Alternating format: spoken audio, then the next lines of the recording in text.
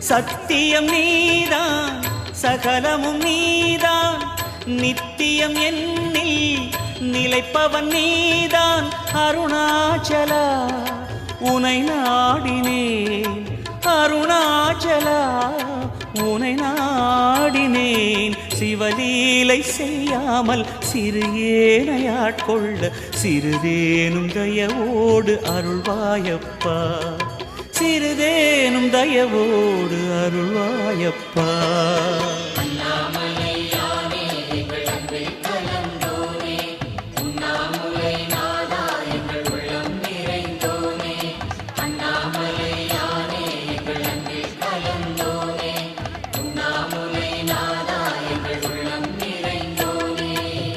சிவமயமாக தெரிகிறதே சிந்தையில் சிவயோகம் வருகிறதே.